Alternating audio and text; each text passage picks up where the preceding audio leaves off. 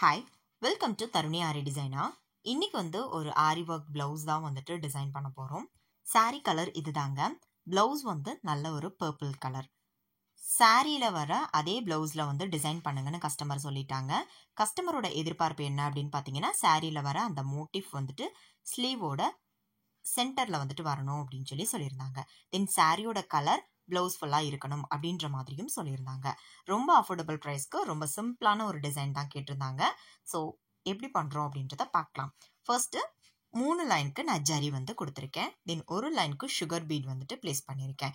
தென் card use பண்ணி நான் loading work பண்ணிட்டு இருக்கேன். சாரியோட கலர் நல்ல ஒரு பிங்க் கலர் இல்லைங்களா? So pink colour silk thread use பண்ணி லோட் பண்ணியிருக்கேன். லோடிங் ரொம்ப சிம்பிள். இந்த சைடு ஒரு ஸ்டிச்சும் ஒரு லாக்கு, சேம் வாட் ஆப்போசிட் சைடும் ஒரு ஸ்டிச்சு ஒரு லாக்கு. ஸோ அந்த மாதிரி பிளேஸ் பண்ணிட்டு எகைன் ஒரு லைன் சுகர் பீட் கொடுத்துட்டு கஸ்டமர் கேட்ட மாதிரியே குட்டி குட்டி ஸ்ட்ரைப்ஸ் டிசைன் பண்ணியாச்சு. அவங்க காமிச்ச மாடல்ல இந்த மாதிரி தான் இருந்தது. ஸோ அதே மாதிரி பண்ணியாச்சு. ஸ்லீவ் தான் நம்மலாம் மேக் பண்ணிக்க போறோம். ஸோ அதுக்கு சாரியோட பார்டர்லையும் ஸ்லீவோட பார்டர்லையும் இந்த மோட்டிவ் இருக்கு. இந்த மோட்டிஃபை தான் நம்ம ஸ்லீவோட சென்டர்ல கொண்டு வர போறோம். அப்படியே நம்மளால ட்ரேசிங் பண்ணிக்க முடியாது இல்லைங்களா? ஏன்னா ரொம்ப குட்டியா இருக்கு அப்படின்றதுனால அப்படியே ட்ரேஸ் பண்ண முடியாது. ஸோ நானே ஹேண்ட் டிராயிங் பண்ணியிருக்கேன். ஹேண்ட் டிராயிங் பண்ணிட்டு அதை ஸ்லீவோட சென்டரா பார்த்து நான் பிளேஸ் பண்ணி ட்ரேசிங் பண்ணி எடுத்தாச்சு.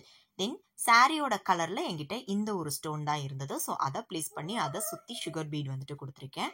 தென் மேலே ஒயிட் கலர் ஸ்டோன் பிளேஸ் பண்ணியிருக்கேன். ஃபேப்ரிக் க்ளூ யூஸ் பண்ணி பேஸ்ட் பண்ணி எடுத்திருக்கேன். தென் இந்த கர்வ் இருக்கு இல்லைங்களா, அங்கெல்லாம் சிங்கிள் சுகர் பீடா இறக்கி ஸ்டிச்சஸ் போட்டுக்கிறேன்.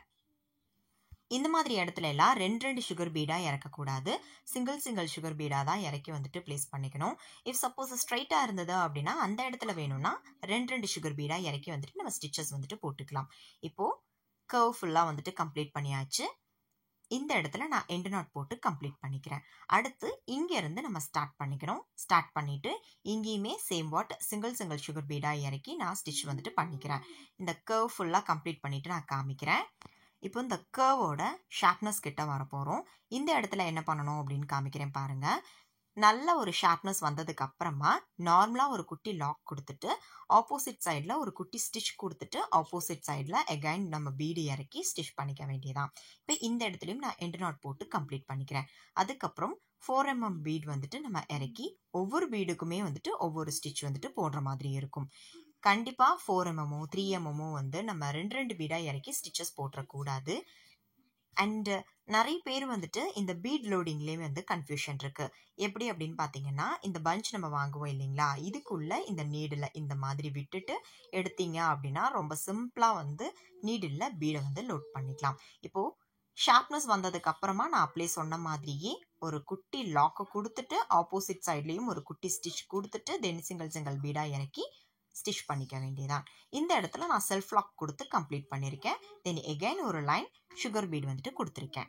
தென் கார்டு யூஸ் பண்ணி நான் ஜிக்ஸாக் ஸ்டிச்சஸ் கொடுத்துக்க போகிறேன். ஃபர்ஸ்ட் கார்டை அதோட எண்டில் இந்த மாதிரி பிசுறு மாதிரி இருக்கு இல்லைங்களா, அது இப்படி வராமல் இருக்கிறதுக்காக ஃபேப்ரிக் க்ளூ அந்த இடத்துல கொஞ்சம் அப்ளை பண்ணி லைட்டாக இப்படி ப்ரெஸ் பண்ணதுக்கு அப்புறமா நீங்கள் சும்மா அந்த இடத்துல பிளேஸ் பண்ணி ஜிக்ஸாக் கொடுத்துக்கலாம்.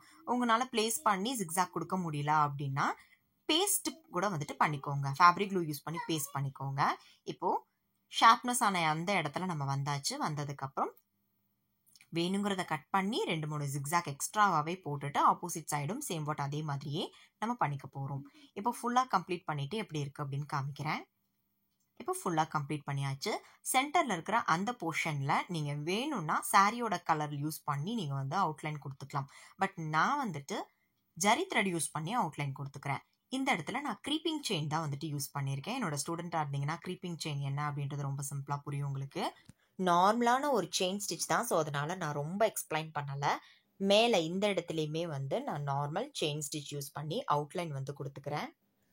சேம் வாட் அதே மாதிரியே ரைட் சைட்லேயுமே நான் பண்ணிக்கிறேன். பண்ணிவிட்டு இந்த இடத்துல நான் எண்ட் நாட் பண்ணிக்கிறேன். தென் மேலே 3 லீஃப் மாதிரி இருக்கு இல்லைங்களா, அங்கே சுகர் பீட் வேணும்னா பிளேஸ் பண்ணிக்கோங்க. பட் நான் ஜரி யூஸ் பண்ணி தான் டிசைன் பண்ணிக்க போகிறேன். ஏன்னா சென்டரில் நம்ம இது கொடுக்க போகிறோம், த்ரெட் கொடுக்க போகிறோம். ஸோ அதனால் இந்த இடத்துல ஜரி கொடுக்கும்போது இன்னுமே நல்லா இருக்கும்னு தோணுச்சு. ஸோ அதனால் டபுள் லைனில் நான் ஜரி கொடுத்துருக்கேன். கொடுத்ததுக்கப்புறம் இப்படி தான் இருக்குது.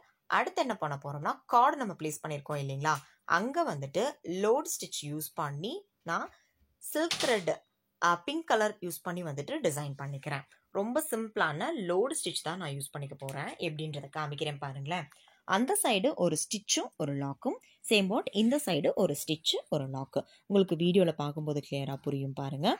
இப்போ பார்க்கும்போது இன்னுமே கிளியராக புரியும் பாருங்கள். இந்த மாதிரி ஃபுல்லாக நான் ஒரு சைடு வந்துட்டு லோடு கொடுத்துட்டேன். அதே மாதிரியே ஆப்போசிட் சைடும் கொடுத்ததுக்கப்புறமா இந்த இடத்துல நான் 2 சுகர் பீடாக இறக்கி வந்து ஸ்டிச்சஸ் வந்துட்டு போட்டுக்கிறேன். தென் வெளியில் இருக்கிற அந்த இடத்துக்குள்ள எல்லாம் வந்துட்டு நம்ம ஸ்டோன் வந்துட்டு ப்ளேஸ் பண்ணிக்கலாம்.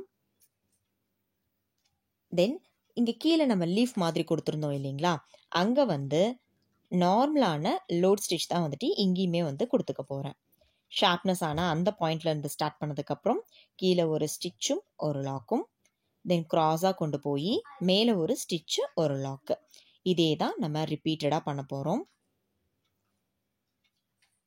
ஸோ ஒரு லீஃப் முடிச்சதுக்கப்புறமா எண்டு நாட் வந்துட்டு போட்டுக்கணும். போட்டதுக்கப்புறமா இங்கேருந்து ஸ்டார்ட் பண்ணிக்கோங்க. ஸ்டார்ட் பண்ணிவிட்டு இப்படி க்ராஸாக கொண்டு போய் ஒரு ஸ்டிச்சு ஒரு லாக்கு, தென் ஆப்போசிட் சைடு போயிட்டு ஒரு ஸ்டிச்சு ஒரு லாக்கு. இதே மாதிரி கண்டினியூஸாக செகண்ட் லீஃப் வந்துட்டு கம்ப்ளீட் பண்ணிக்கிறேன். சேம் பாட் அதே மாதிரியே தேர்டு லீஃப்மே வந்துட்டு கம்ப்ளீட் பண்ணிட்டேன். தென் சென்டரில் இருக்கிற அந்த கேப்புக்கு நான் வாட்டர் ஃபில்லிங் தான் வந்து கொடுத்துருக்கேன். ரொம்ப குட்டி கேப் தான், பட் இருந்தாலும் வாட்டர் ஃபில்லிங் அங்கே கொடுத்து கம்ப்ளீட் பண்ணும்போது நல்லாயிருக்கும். தென் வெளியில் இருக்கிறது மட்டும்தான் வந்துட்டு பேலன்ஸ். ஸோ அங்கேயுமே வந்து நார்மலான செயின் ஸ்டிச் யூஸ் பண்ணி நான் ஃபில் பண்ணியிருக்கேன். நான் சென்டரில் சொன்ன மாதிரி அந்த ஜரிக்கு சொன்னேன் இல்லைங்களா, அதே மாதிரியே க்ரீப்பிங் செயின் மாதிரி தான் வந்துட்டு பண்ண போகிறோம். அதாவது கோலம் மாதிரி வந்துட்டு பண்ண போகிறோம் செயின் ஸ்டிச்லேயே. ஓகேங்களா, சிம்பிளாக சொல்லணும்னா அப்படி தான் சொல்லணும். ஸோ இப்படி கொடுத்ததுக்கப்புறம் செகண்ட் லேயருமே வந்து கொடுத்ததுக்கப்புறம் ஓவரால் லுக் இது தான்.